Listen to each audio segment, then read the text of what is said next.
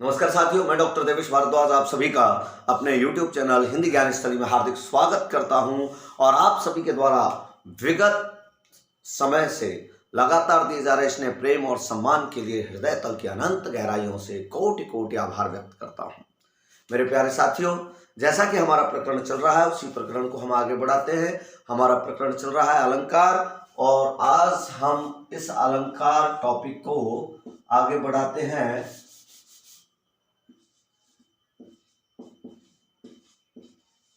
अलंकार पे हम चर्चा करेंगे। यहाँ पर आज का हमारा प्रकरण रहेगा अलंकार। अलंकार में हम अर्थालंकार के अंतर्गत चल रहे थे। अर्थालंकार में मैंने आपको बताया कि अर्थालंकार का मूल जो अलंकार है वो है उपमा अलंकार। पिछली वीडियो में मैंने आपको बताया अर्थालंकार क्या होता है। अर्थालंकार जिसमें काव्य की शोभा शब्द से नहीं बल्कि उसके अर्थ से बढ़ती है। जब काव्य में चमत्कार उत्पन्न होता है तो वो शब्द से नहीं होता बल्कि किससे होता है? शब्द के अर्थ से होता है। शब्द को परिवर्तित कर देने से काव्य के शोभा पे, काव्य के सौंदर्य पे कोई फर्क नहीं पड़ता। काव्य में जो शोभा उत्पन्न होती है उस पर कोई प्रभाव नहीं पड़ता। ठीक है, वह अर्थालंकार होता है। अर्थालंकार के विभिन्न प्रकार हैं जिनका हम अध्ययन यहाँ पर कर रहे हैं। उनमें से मैंने आपको बताया कि अर्थालंकार का जो मूल आधार अलंकार है, जो मूल अलंकार है, जो बेस है, जो आधार है, वो है उपमा अलंकार। और उपमा अलंकार के प्रमुख चार अंग मैंने आपको बताए थे: उपमेय, उपमान, समान धर्म और वाचक। ये उपमेय के चार अंग होते हैं। और इस आधार पर उपमा के हमने प्रमुख रूप से, जो मैंने आपको बताया आरपीएससी और यूपीएससी मानती है, वो दो भेद माने। कौन से? पूर्ण उपमा और लुप्त उपमा। लेकिन नरोत्तम स्वामी ने, जो कि अपने आप में एक ऑथेंटिक बुक है, नरोत्तम स्वामी ने इसके चार प्रकार माने हैं और चार प्रकारों का हम अध्ययन कर रहे हैं। पहला था, मैंने आपको बताया, पूर्ण उपमा, जिसमें उपमा के समस्त अंग विद्यमान रहते हैं। लुप्तोपमा, जिसमें उपमा का कोई एक अंग से लेकर 3 अंग तक लुप्त हो जाते हैं, उसे हम लुप्तोपमा कहते हैं। इनके मैं आपको उदाहरण पिछली वीडियो में दे चुका हूं। आज हम उपमा के अगले भेद, तीसरे भेद की बात करेंगे, जिसका नाम है मालोपमा। क्या है? मालोपमा। इसका अगर हम संधि विच्छेद करें तो यह आता है माला प्लस उपमा। यहां पर उपमा माने होता है समानता या तुलना।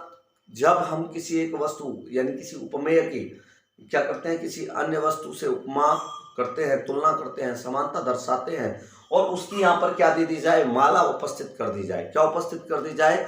माला। माला माने श्रृंखला। माला माने क्या होता है? श्रृंखला होता है। माला माने क्या होता है? श्रृंखला होता है, लड़ी होती है, चेन होती है।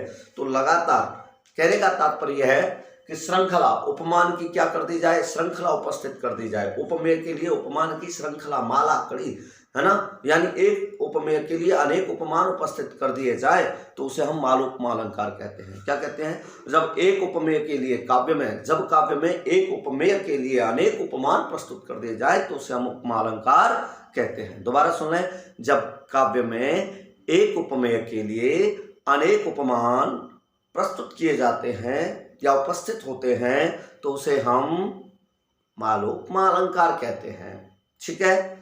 अच्छा साथियों, वीडियो आपको कैसी लगती है? जैसा कि आप अपने कमेंट के माध्यम से मुझे बताते रहिए। आपके कमेंट मेरा उत्साहवर्धन करते हैं। और इसको लाइक शेयर करना ना भूलें। जिन लोगों को इसकी आवश्यकता है उन समस्त लोगों तक, फर्स्ट ग्रेड सेकंड ग्रेड के अभ्यर्थियों के लिए, यूपी के प्रत्येक प्रतियोगिता में बैठने वाले अभ्यर्थी के लिए और 10th 12th के विद्यार्थियों के लिए इसे आप अधिक से अधिक तक शेयर करें, अधिक से अधिक साझा करें, उन तक पहुंचाएं जिनको इनकी आवश्यकता है। ठीक है। तो मालोपमा की अपनी परिभाषा क्या बनी? मालोपमा की अपनी परिभाषा बनी है कि जब काव्य में एक उपमेय के लिए अनेक उपमान उपस्थित किए जाए तो उसे हम क्या कहते हैं? मालोपमा कहते हैं। जैसे उदाहरण के लिए अगर हमने कह दिया कि तव मुख सुंदर, तव मुख सुंदर चंद्रसा, तव मुख सुंदर चंद्रसा, कोमल कमल समान, कोमल कमल समान, कोमल कमल समान। देखिए, यहां एक मुख की व्यवस्था बताई गई है कि तव मुख सुंदर चंद्रसा। तुम्हारा मुख जो है कैसा है, तुम्हारा मुख कैसा है, सुंदर है, किसके समान, चंद्र के समान, और कैसा है, कोमल भी है, वो कैसा है, कमल के समान। तो एक मुख के लिए एक चंद्रमा और एक कमल, दो उपमान उपस्थित किए गए हैं। एक मुख उपमेय के लिए, एक मुख उपमेय के लिए ये चंद्र उपमान, चंद्र उपमान और कमल उपमान, ठीक है, कमल क्या है, उपमान।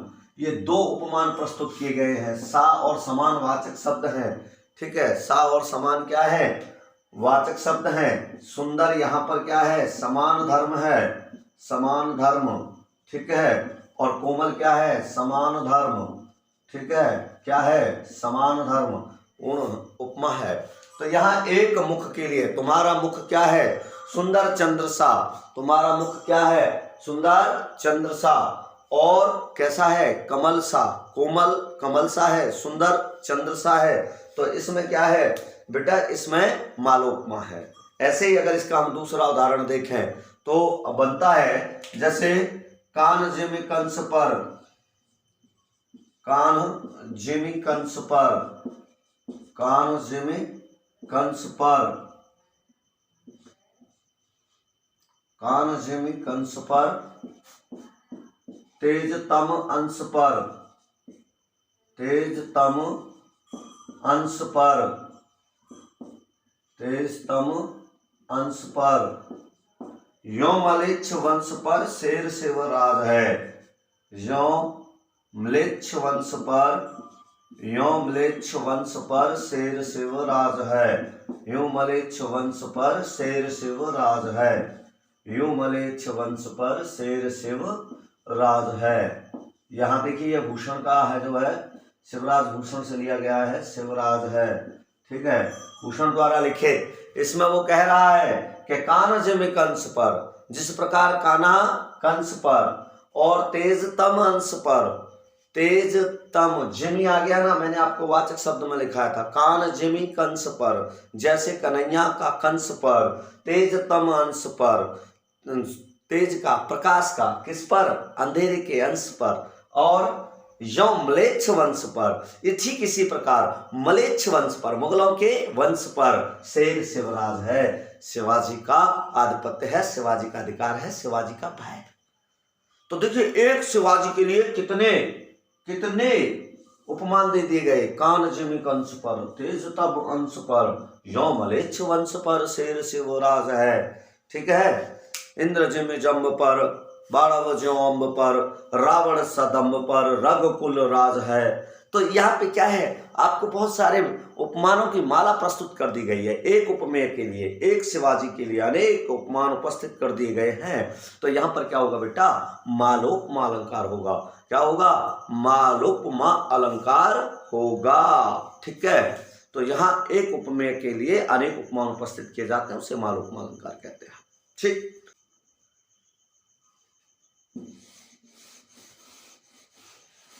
और इसका एक उदाहरण हम यहां पर देख लेते हैं। नील सरोरहु, नील सरोरुह,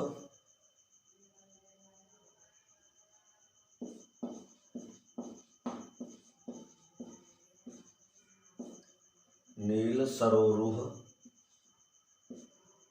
नीलमणि, नील नीरधर श्याम, नील नीरधर श्याम, ठीक है। देखिए एक श्याम के लिए, एक श्याम के लिए कितने, श्याम उपमेय है, इसमें क्या है, श्याम उपमेय है। और एक श्याम उपमेय के लिए कितने उपमान उपस्थित कर दिए, नील सरोरुह, कमल, नीला कमल, नीलमणि, नीली मणि, ठीक है, नीली मणि, नील नीरधर, बादल, ठीक है, ये क्या हो गया, बादल। श्याम उपमेय के लिए ये सब क्या है, 1, 2 और 3 उपमान, यानी उपमानों की श्रृंखला उपस्थित कर दी है। यानी उपमानों की क्या कर दी है, श्रृंखला उपस्थित कर दी है। नील सरोरुह नील मणि नील नीरधर श्याम, एक श्याम कैसे हैं, नीले कमल से हैं, नीली मणि से हैं और नीले बादल से हैं। नीरधर जल को धारण करने वाले बादल के समान है। तो यहाँ पे क्या है, एक उपमेय के लिए अनेक उपमान प्रस्तुत कर दिए। बेटा यहाँ पर क्या होगा, माल उपमा अलंकार होगा। अब हम इसका अगला जो विभाग है, ठीक है, अगला जो प्रकार है हम उसकी बात करेंगे और अगले प्रकार का नाम है यहाँ पर उपमेय उपमा। वैसे हम इसको 3 रूप से ज्यादातर लोग पढ़ते हैं और पढ़ाते हैं, लेकिन हम यहाँ पर इसकी बात करते हैं उपमेय उपमा, ठीक है। ये चौथा प्रकार है उपमेय उपमा। यहाँ क्या है, उपमेय ही, उपमेय प्लस उपमा। उपमा मतलब उपमान कर लो आप, उपमा, उपमा माने तुलना। उपमा माने क्या होता है, तुलना। आप उपमा को उपमान मान लीजिए थोड़ी देर के लिए, क्या मान लीजिए, उपमान मान लीजिए कि यहाँ पहले उपमेय को उपमान के समान बताया जाता है। पहले क्या किया जाता है, उपमेय को उपमान के समान बताया जाता है और फिर उपमान को उपमेय के समान बताया जाता है।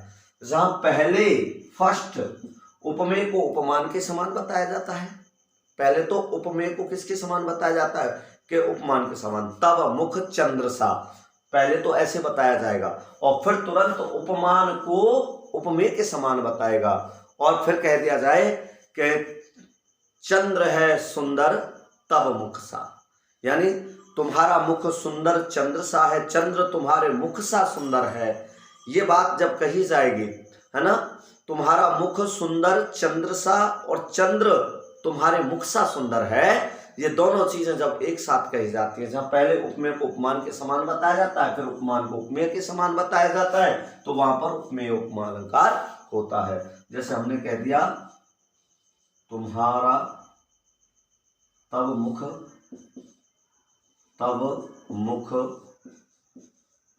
सुंदर चंद्र सा, तब मुख सुंदर चंद्र सा, और फिर तुरंत हमने यहां पे कह दिया चंद्र है सुंदर, चंद्र है सुंदर तब मुख सा, तब मुख सा, ठीक है। तो तब मुख सुंदर चंद्र सा और चंद्र है सुंदर तब मुख सा, यानी तुम्हारा मुख तो सुंदर चंद्रमा के समान है और चंद्रमा तुम्हारे मुख के समान ही सुंदर है। तो यहाँ पहले उपमेय को उपमान के समान बताया गया है और दोबारा में उपमान को उपमेय के समान बता दिया जाता है।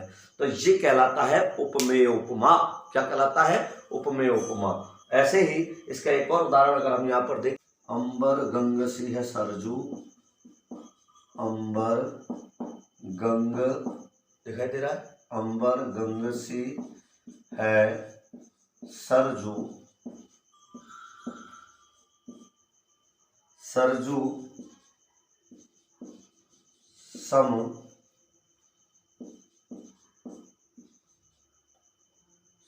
अंबर गंग सी है सरजू, सरजू समगंग छटा नव साज है, सरजू समगंग छटा नव साज है, गंग छटा नभ साजे,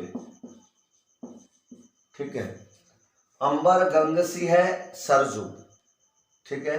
आकाश गंगा के समान है सरजू नदी, आकाश गंगा के समान है सरजू नदी, और सरजू सम गंग छटा नव साजे, और सरजू की समान ही गंग छटा नव साजे, गंगा की, आकाश गंगा की शोभा सुशोभित होती है, साजती है, सुसज्जित होती है।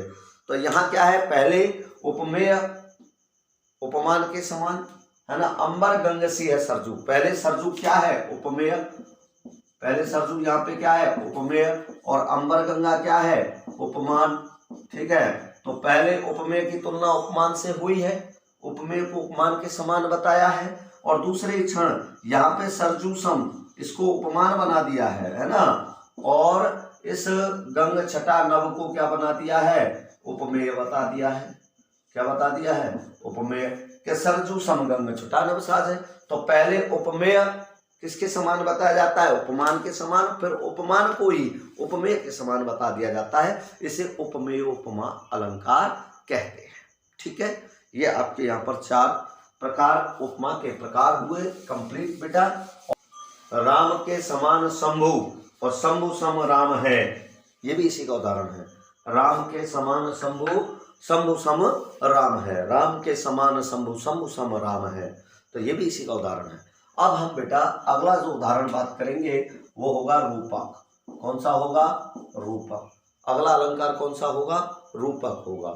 जैसा कि इसका नाम है रूप प्लस अक। अक जो प्रत्यय होता है बेटा वो कर्तृवाची प्रत्यय होता है। कैसा होता है? कर्तृवाची प्रत्यय होता है। जैसे चल में अक जोड़ दिया चालक हो गया, लिख में अक जोड़ दिया लेखक हो गया, पठ में अक जोड़ दिया पाठक हो गया, है ना। तो इनका काम क्या होता है पता है? कर्ता बना देते हैं। ये क्या बना देते हैं? कर्ता का निर्माण कर देते हैं। करने वाला, बनाने वाला, चलाने वाला, पढ़ने वाला, लिखने वाला।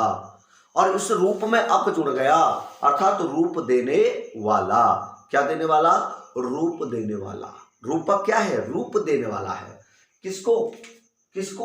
उपमेय को। किसको? उपमेय को। उपमेय को रूप देता है ये किसका? उपमान का। किसका? उपमान का।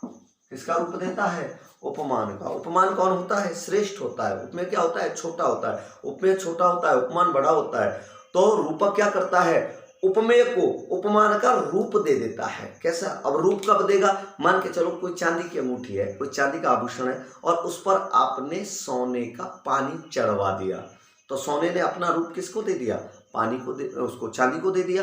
तो चांदी के उस आभूषण को हम क्या कहेंगे? सोने रूपी चांदी की अंगूठी, सोने रूपी चांदी की लड़। यही तो बोलेंगे, लड़, यही तो बोलेंगे भाई। उसको आपने रूप दे दिया सोने का, तो सोने रूपी, रूप तो सोने का है लेकिन वास्तव में अंगूठी चांदी की है, वास्तव में लड़ चांदी की है।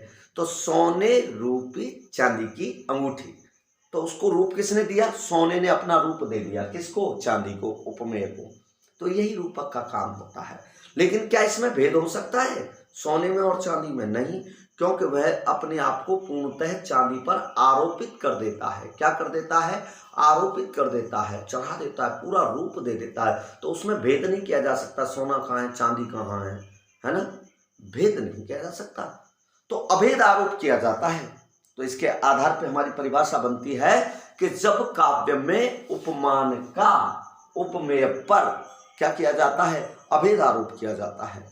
जब काव्य में उपमान का उपमेय पर अभेद आरोप किया जाता है तो उसे हम रूपक अलंकार कहते हैं। उसे हम क्या कहते हैं? रूपक अलंकार कहते हैं। मेरे प्यारे बच्चों, क्या कहते हैं? रूपक अलंकार कहते हैं। ठीक है, और रूपक अलंकार कहते हैं फिर दोबारा सुनो, इसकी परिभाषा क्या बनेगी? जब काव्य में उपमान का उपमेय पर अभेद आरोप किया जाता है, कोई डिफरेंट ही नहीं रहता। मैंने अभी बताया सोने का पानी चढ़ा दिया, चांदी की अंगूठी पे चढ़ा दिया ना पूर्णतः, तो पता ही नहीं चल रहा है अंगूठी चांदी की है कि सोने की। अभेद है वो तो हमें पता है, वो अलग बताएंगे, वो अलग बात है। लेकिन वास्तव में उसमें दिखता नहीं है चांदी की है कि सोने की है। वो लगती सोने की है लेकिन वास्तव में होती चांदी की है। तो ऐसे ही जब उपमान का उपमेय पर अभेद आरोप किया जाता है तो उसे हम रूपक अलंकार कहते हैं। ठीक है, जैसे हमने कह दिया कि मैं स्नेह सुरा का पान किया करता हूं, मैं स्नेह सुरा का पान किया करता हूं। अब बताओ, इसमें ये कह रहा है मैं स्नेह सुरा का पान किया करता हूं, कभी कह रहा है मैं स्नेह सुरा का पान किया करता हूं। ठीक है, मैं स्नेह सुरा का पान किया करता हूं। अब यहां इस स्नेह उपमेय पर, स्नेह उपमेय पर सुरा उपमान का, सुरा उपमान का क्या किया गया है? अभेद आरोप किया गया है। इस स्नेह उपमेय पर सुरा उपमान का अभेद आरोप किया गया है क्योंकि कवि ने स्नेह को सुरा बता दिया है। सुरा यानी शराब, शराब की तरह नशीला बताया है। जैसे शराब पर नशा चढ़ जाता है, ऐसे प्रेम का नशा चढ़ जाता है। कवि कह रहा है कि मैं मदिरा रूपी प्रेम का हमेशा पान किए रहता हूं, मैं हमेशा मदिरा रूपी प्रेम का पान करके उस प्रेम में मदमस्त रहता हूं। है ना। इसलिए कभी न जग का ध्यान किया करता हूँ। जैसे कोई शराबी शराब पीने के बाद संसार का ध्यान नहीं रखता, संसार की टेंशनों से मुक्त हो जाता है, वैसे कभी भी कह रहा है कि मैं कभी न जग का ध्यान किया करता हूँ। मैं भी जब मदिरा रूपी प्रेम का पान कर लेता हूँ, मदिरा रूपी प्रेम का पान करता हूँ। वो मदिरा का पान नहीं करता, किसका करता है? मदिरा का रूप दे दिया है। तो मदिरा सोने रूपी चांदी की अंगूठी, मदिरा रूपी प्रेम का पान करता है। मेरे बहुत सारे साथी इसको प्रेम रूपी मदिरा का पान करा देते हैं। अरे प्रेम का रूप मदिरा नहीं है, मदिरा का रूप दिया है प्रेम को। तो मदिरा रूपी प्रेम का पान किया करता हूं और इसलिए कभी न जग का ध्यान किया करता हूं। मैं प्रेम में डूबा रहता हूं, प्रेम की मस्ती में मस्त रहता हूं और संसार मेरे बारे में क्या सोचता है इस ओर मैं ध्यान नहीं देता। तो यहां पर बेटा क्या है? उपमान का उपमेय पर अभेद आरोप किया गया है, इसलिए ये क्या है? रूपक अलंकार है। और रूपक अलंकार मुख्यतः 3 प्रकार के होते हैं बेटा। कितने प्रकार के होते हैं? 3 प्रकार के होते हैं। नंबर 1 सांग रूपक, नंबर 1 सांग रूपक, नंबर 2 निरंग रूपक, नंबर 2 निरंग रूपक, ठीक है। और नंबर 3 परंपरित रूपक, नंबर 3 परंपरित रूपक, परंपरित रूपक, ठीक है।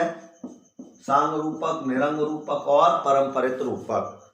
जैसा कि पहले वाला कह रहा है सांग रूपक, तो रूपक है या रूप देने वाला। सांग का मतलब है स प्लस अंग, सांग का मतलब क्या है? स प्लस अंग। जब काव्य में उपमान के समस्त अंगों का उपमेय के समस्त अंगों पर आरोप किया जाता है, जब काव्य में उपमान के समस्त अंगों का उपमेय के समस्त अंगों पर आरोप किया जाता है तो उसे सांग रूपक अलंकार कहते हैं।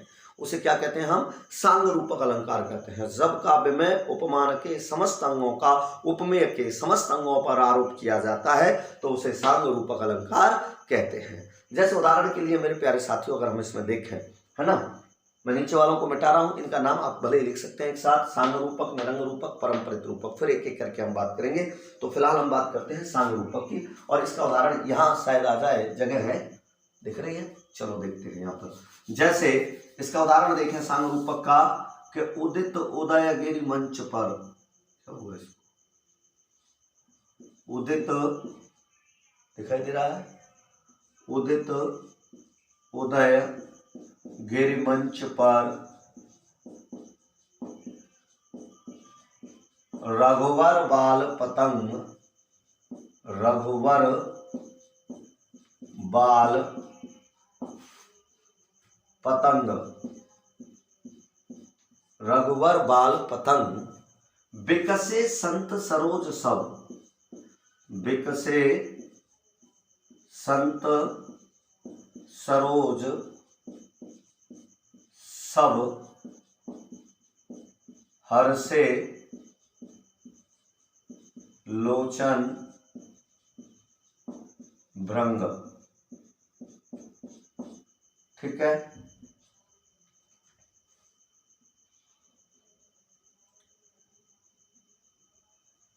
हर्षे लोचन भृंग। कवि कह रहा है, देखिए सांग रूपक है, यहां समस्त अंगों का आरोप किया जाएगा।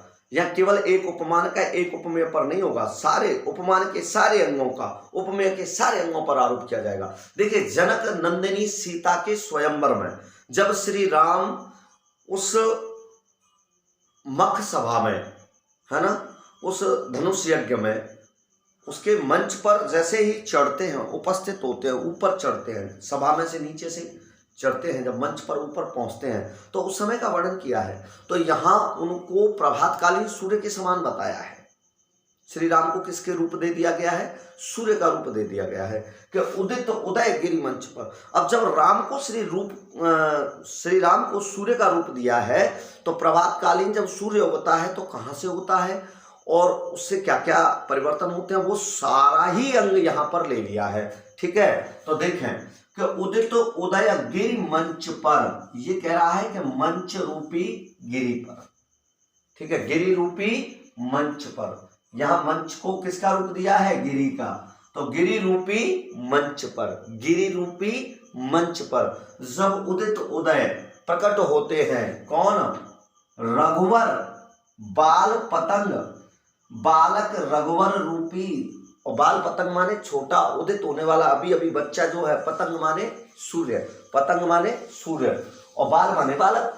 तो बालक श्री राम रूपी छोटा सूर्य जो अभी अभी उदित हो रहा है, ठीक है। तो बालक श्री राम रूपी सूर्य जैसे ही पर्वत रूपी मंच पर, है ना, सूर्य रूपी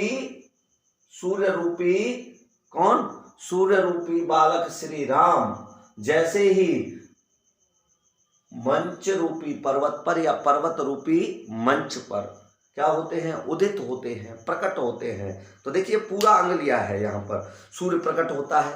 उपमान इन्होंने राम के लिए सूर्य का दिया, प्रभातकालीन सूर्य उदित होते हुए सूर्योदय का उदित होते हुए सूर्योदय का रूप दिया है श्री राम के लिए।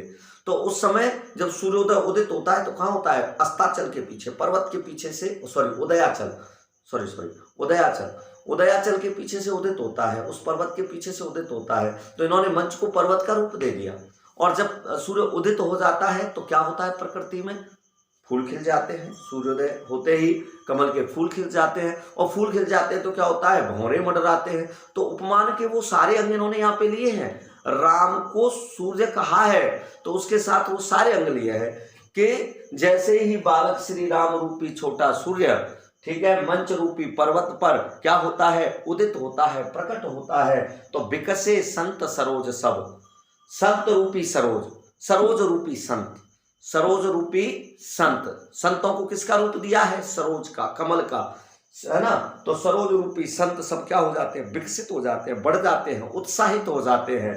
और हर्षे लोचन भ्रंग, और भौरे रूपी उनके नेत्र, नेत्रों को किसका रूप दे दिया गया है, भौरे का। तो उनके नेत्र रूपी भौरे क्या हो जाते हैं, अत्यंत प्रसन्न हो जाते हैं, अत्यंत खुश हो जाते हैं।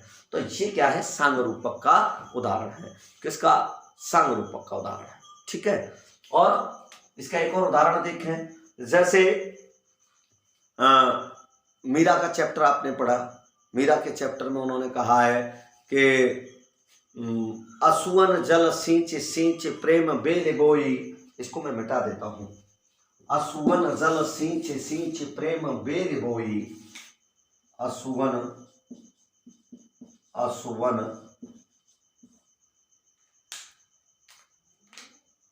जल सींच सींच सींच प्रेम बेल बोई, प्रेम बेल बोई, अब तो बेल फैल गई, अब तो बेल फैल गई, अब तो बेल फैल गई,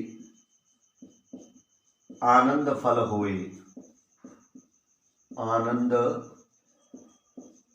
फल हुई। कौन सा है इसमें, सांग रूपक अलंकार है। कौन सा है इसमें, सांग रूपक अलंकार है। क्यों, क्योंकि यहाँ इन्होंने आंसुओं को जल का रूप दे दिया है। आंसुओं को किसका रूप दिया है, जल का, और प्रेम को किसका, बेल का, किसका, बेल का। तो वो कहते हैं हमने बेल बोई है, कौन सी, बेल रूपी प्रेम को बोया है। बेल रूपी, बेल का रूप दिया है किसको, प्रेम का। तो बेल रूपी प्रेम बोया है किससे, जल रूपी आंसुओं से। जल का रूप किसको दिया है, आंसुओं को। वो कहते हैं कि हमने प्रेम रूपी बेल को, या बेल रूपी प्रेम को, बेल रूपी प्रेम को जल रूपी आंसुओं से निरंतर सिंचा है, सिंचित किया है, और बेल फैल गई। आपने देखा है, बेल को सिंचा जाता है और सिंचने के बाद बेल बढ़ती है, बढ़ने के बाद वो फैलती है, विस्तृत होती है, और फिर उस पर फल और फूल आते हैं। तो फल आया है। अब वो कह रहे हैं अब तो बेल फैल गई, अब तो ये है ना, बेल रूपी जो प्रेम है वो फैल चुका है, विस्तार पा चुका है, व्यापक हो चुका है, प्रगाढ़ हो चुका है। तो अब क्या होगा, इस पे फल लगेंगे। कौन से फल लगेंगे, आनंद फल हुई। अब यहाँ पर फल रूपी आनंद प्राप्त होने लगा है, या आनंद रूपी फल प्राप्त होने लगा है। तो यहाँ भी देखो, उपमान के सारे अंग दिए हैं, ठीक है। फल के रूप में आनंद दे दिया है, बेल के रूप में प्रेम दे दिया है, प्रेम के रूप में, प्रेम के लिए बेल उपमान दिया है, आनंद के लिए फल उपमान दिया है, असुवन के लिए जल उपमान दिया है। तो यहाँ सारे ही उपमान के सारे अंगों का क्या किया गया है, वर्णन किया गया है। तो जब उपमेय के समस्त अंगों पर उपमान के समस्त अंगों का आरोप किया जाता है तो उसे सांगरूपक अलंकार कहते हैं। ठीक है, और अब हम इसका देख लेते हैं निरंग रूपक के उदाहरण। क्या देख लेते हैं, निरंग रूपक के उदाहरण देख लेते हैं। निरंग रूपक है बेटा जो कहता है निरंग, निरअंग, निर माने नहीं, निर प्लस अंग, निर प्लस अंग। ठीक है, और निर को अगर हम कहें तो निह प्लस अंग कह सकते हैं। क्या कह सकते हैं, निह प्लस अंग, विसर्ग संधि है। निह माने नहीं, निर माने नहीं, अंग। जहां अंगों का आरोप नहीं होता, जहां काव्य में उपमान का ही आरोप होता है उपमेय पे, उसके अंगों का आरोप नहीं होता। तो जहां काव्य में केवल उपमान का ही उपमेय पर अभेद आरोप होता है, उसके अंगों का नहीं, तो उसे हम क्या कहते हैं, उसे हम निरंग रूपक अलंकार कहते हैं। उसे हम क्या कहते हैं, निरंग रूपक अलंकार कहते हैं। जैसे हरे मुख मृदुल मयंक, हरे मुख मृदुल मयंक, हरि मुख मृदुल मयंक। या हरि के मुख को मृदुल कोमल, मयंक माने चंद्रमा। या हरि के मुख को, श्री कृष्ण के मुख को कैसा बता दिया गया है, कोमल चंद्रमा के समान बता दिया गया है। ठीक है, दूसरा देखें, चरण कमल, चरण कमल बंदो हरिराई, वंदो हरिराई, चरण कमल बंदो हरिराई। अब यहां देखो, चरणों पर कमल का, कमल उपमान का, किसका, कमल उपमान का चरण उपमेय पर आरोप किया गया है, और इसका कोई अंग यहाँ पर उपस्थित नहीं है कि कमल जल में होता है, सरोवर में होता है, या किसी अन्य चीज को जल या सरोवर नहीं बताया गया। कमल पे भौरे मंडराते हैं वो भी नहीं बताया गया। तो यहाँ पर क्या है, केवल उपमान का केवल उपमेय पर आरोप किया गया है, उसके अंगों का नहीं। तो निरंग रूपक क्या होता है, जहां केवल उपमान का उपमेय पर आरोप होता है, जहां केवल उपमान का उपमेय पर आरोप होता है, उसके अंगों का नहीं, तो वहां पर होता है निरंग रूपक। कौन सा रूपक, निरंग रूपक। ठीक है, और इसका तीसरा प्रकार जो है उसका नाम है परंपरित रूपक। क्या है, परंपरित रूपक, परंपरित रूपक। ठीक है, परंपरित रूपक में हम यहाँ पर देखें तो इसकी परिभाषा यहाँ पे जो बनती है वो बनती है बेटा परंपरित रूपक की, कि यहाँ एक उपमेय के लिए जो हमने एक उपमान खोजा है उसका या दो उपमान लिए जाते हैं। ठीक है, तो पहला उपमान के कारण ही हमें दूसरा उपमान भी खोजना पड़ता है। पहले उपमेय के कारण ही जब हमें दूसरा, पहले उपमेय के लिए जो उपमान खोजा है उसके कारण ही हमें कोई दूसरा उपमान भी खोजना पड़ता है, तो वह परंपरित रूपक होता है। यानी पहला उपमान दूसरे उपमान के खोजने के लिए क्या बनता है, आधार बनता है, कारण बनता है, तो वहां पर क्या होता है, परंपरित रूपक होता है। ठीक है, जैसे आशा मेरे, आशा मेरे हृदय मरुके, आशा मेरे, आशा मेरे हृदय मरुकी मंजू मंदाकिनी है, मंजू मंदाकिनी है, मंजू मंदाकिनी है। एक ही लाइन है, वहां जगह नहीं है इसलिए मैंने इसको नीचे लिख दिया है, आप एक ही लाइन में लिखना है इसको। ठीक है, आशा मेरे हृदय की मंजू मंदाकिनी है। अब ये कह रहे हैं आशा मेरे हृदय की, हृदय मरु की, है ना। यहाँ हृदय को क्या कहा है, मरु का रूप दे दिया है। हृदय को किसका, हृदय उपमेय के लिए, हृदय क्या है यहाँ पर, उपमेय, हृदय क्या है, उपमेय। हृदय उपमेय के लिए मरु उपमान खोजा है। क्या खोजा है, मरु उपमान खोजा है। यहाँ हृदय उपमेय पर मरु उपमान का आरोप कर दिया गया। ये कह रहा है कि मेरे मरुस्थल रूपी हृदय के लिए आशा क्या है? आशा क्या है? मंदाकिनी का रूप धारण किए हुए है। तो मंदाकिनी रूपी आशा है। आशा मंदाकिनी का रूप धारण किए हुए है। तो यहाँ पर क्या है कि हृदय के लिए पहले हमने मरु उपमान का प्रयोग किया है, इसी कारण हमने आशा के लिए मंदाकिनी उपमान का प्रयोग किया है। क्या किया है? आशा उपमेय के लिए मंदाकिनी उपमान, आशा उपमेय पर मंदाकिनी उपमान का अभेद आरोप कर दिया है। तो वो कह रहा है कि आशा रूपी मंदाकिनी या मंदाकिनी रूपी जो आशा है वो मेरे मरुस्थल रूपी हृदय है ना, मेरे मरुस्थल रूपी हृदय के लिए आशा मंदाकिनी रूप में है। ठीक है, तो मंदाकिनी रूपी आशा क्या करती है? मेरे मरु रूपी हृदय में आशा रूपी मंदाकिनी शीतलता का प्रचार करती है, प्रसार करती है। ठीक है, तो कहने का तात्पर्य ये क्या है? परंपरित रूपक है, जहां एक कारण दूसरे का कारण बनता है, एक उपमान दूसरे उपमान का कारण बनता है। एक उपमान लेने पर हमको दूसरा उपमान खोजना पड़ता है। ठीक है, जैसे हमने कह दिया राम नाम सुंदर करतारी, हमने कह दिया राम नाम सुंदर करतारी, सुंदर करतारी, और संशय विहग उड़ावन हारी, संशय विहग उड़ावन हारी, उड़ावन हारी, राम नाम सुंदर करतारी, संशय विहग उड़ावन हारी। तो यहां देखिए, पहले हमने क्या कह दिया है? संशय को विहग मान लिया है। संशय, जो मन में संशय होता है, संदेह होता है, उसको हमने विहग पक्षी मान लिया। पहले हमने संशय को, मन के संशय को पक्षी उपमान दे दिया। ये क्या है? उपमान है, संशय उपमेय है। संशय उपमेय पर पक्षी उपमान का हमने क्या कर दिया? आरोप कर दिया कि संशय रूपी पक्षी को उड़ाने के लिए अब हमें क्या करना पड़ा? इसी कारण से हमने संशय को पक्षी मान लिया, हृदय में बैठे हुए संशय को हमने क्या मान लिया? पक्षी का रूप दे दिया है। तो पक्षी रूपी संशय को उड़ाने के लिए, ठीक है, करना क्या पड़ता है? करतारी रूपी राम नाम का स्मरण करना पड़ता है, बजाना पड़ता है। राम नाम रूपी सुंदर करतारी, कर माने हाथ की ताली बजानी पड़ती है। जैसे हमारे ऊपर बैठा हुआ पेड़ पे कोई पक्षी बैठा हो, हम ताली बजा कर उसे भगाते हैं, तो वो ऐसे कह रहे हैं कि जब मन में, हृदय में, हृदय रूपी पेड़ पर है ना, मन में, तो मन में जब क्या है? संशय रूपी पक्षी उपस्थित हो जाए, आ जाए, तो उसे भगाने के लिए राम नाम रूपी सुंदर करताली बजानी पड़ती है, अर्थात राम नाम का स्मरण करना पड़ता है। तो ये हो गया बेटा पारंपरिक रूपक। और इस प्रकार हमारे आज का ये रूपक का टॉपिक हो गया खत्म। हम अगले टॉपिक में पढ़ाएंगे इसी अलंकार को, अर्थालंकार को आगे उत्प्रेक्षा और लेके। ठीक है, उम्मीद करता हूँ वीडियो आपको अच्छी लगी होगी। कैसी लगी है आप अपने कमेंट के माध्यम से मुझे बताइएगा, और लाइक, शेयर एंड सब्सक्राइब करना ना भूलें।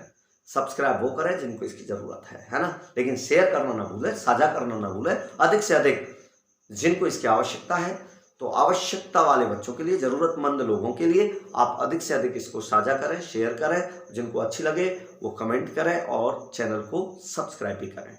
धन्यवाद साथियों।